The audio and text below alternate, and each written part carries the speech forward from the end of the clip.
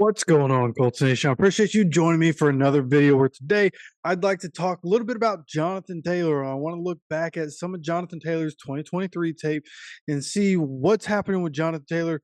And then tomorrow, what we're going to do is talk about the expectations for Jonathan Taylor, predictions on what he's going to do, that sort of thing. We'll talk about that tomorrow, going through the schedule, and we'll do that whole thing. That'll be tomorrow. Today, again, looking through some of the tape to look at where Jonathan Taylor started and where he finished. Now, of course, there was all the drama throughout last offseason with Jonathan Taylor and everything that happened with the contract situation. On this channel, we had a video talking about the real information, everything that was going on behind the scenes based on what Destin Adams was talking about. And then after that, basically everything Destin Adams had talked about happened. Jonathan Taylor signs his contract, ends up playing for the Colts. Everything's just fine. He's one of the highest paid running backs in the NFL. So now that we are where we are, Jonathan Taylor, going into last year, the first game played was in week 5 against the Titans. Now, unfortunately, this was the same game that Anthony Richardson got hurt. And in this game, because Jonathan Taylor, it was his first game, the Colts were bringing him on slowly. Zach Moss had been playing really well, so Zach Moss took a brunt of the carries, especially while Anthony Richardson was still in the game. So Jonathan Taylor, Anthony Richardson really didn't get to play together. So coming into this year, you're going to have those two together. But looking back at that Titans game, again, Zach Moss gets to start, but Jonathan Taylor ends up playing on the second drive, and he gets his first touch, which was the first play of the second drive. And he just looked like a guy who hadn't been on the field for a while and didn't trust that ankle quite yet, right? Wasn't his normal explosive self. He wasn't bursting through the hole like we're used to seeing. Okay, and in that game against the Titans, you had Zach Moss, who went off, had 23 carries for 165 and 2 touchdowns, also had 2 catches for 30 yards. Jonathan Taylor had 6 carries for 18 yards, 1 catch for 16 yards. And then you go to Jacksonville, of course, the Colts losing Jacksonville. Nobody really had that good of a game. I believe Pittman had a touchdown. I believe Downs had a touchdown, but just not a good day overall for the team. He had 8 carries in Jacksonville. But then you look at the Browns game the very next week, a very high scoring game. And that's where Jonathan Taylor started to come alive. He had 75 yards and touchdown against the Browns, started to look like himself. Like you look at this carry right here of Jonathan Taylor. This is his first carry of the game against the Browns.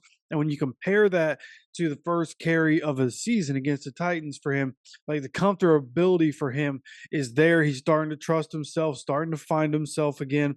And then when you look at, third drive of the game, he had this wheel route, and you see the explosive ability that's able to help him turn the corner and get open and find a space for that ball to get there. Gardner Minshew with a good throw, Jonathan Taylor with a big gain in the pass game, and then later in the game against the Browns, Jonathan Taylor basically carried an entire drive. Okay, and he ended up scoring on the drive. It was 30-21 when the drive started, and the Colts go down, score a touchdown. And there was some through the air, some on the ground. And this 6-yard run kind of shows the patience of Jonathan Taylor. And this kind of what we're looking for is not just the explosion. Of course, we were hoping for that. We saw that. So we were looking for, the other things that make Jonathan Taylor, Jonathan Taylor. After spending so much time away from the game in 2022, going how it went, will he be the same player? He came back, has that explosive ability, but also knows and has the ability to be patient. And then as soon as he sees the hole, he's bursting through. And then the tough running that comes along with it. And you see where he ends up finishing the season, right? We finished the season against the Texans. And yes, the Colts ended up losing that game to the Texans, but you saw Jonathan Taylor become the Jonathan Taylor of old. By all means, he had 30 carries, 188 yards, only 1 touchdown in this game, which was unfortunate. It was an electric touchdown, and we'll see that. I put this video together, some of the things of what Jonathan Taylor was doing in that game that's like, okay, this is the Jonathan Taylor we remember, right? You have him making people miss. You have the patience. You have the tough running, which is something not a whole lot of running backs are successful at. Yeah, running backs will try to do that because they're running backs, but Jonathan Taylor can consistently gain a couple extra yards. And, guys like Derrick Henry is able to do that on the regular because he's such a monster, right? He's 6'4", however big. Like Derrick Henry's massive. Jonathan Taylor, not as big, but he's very strong. And again, very explosive, a good runner, able to keep those legs moving, consistently getting extra yards.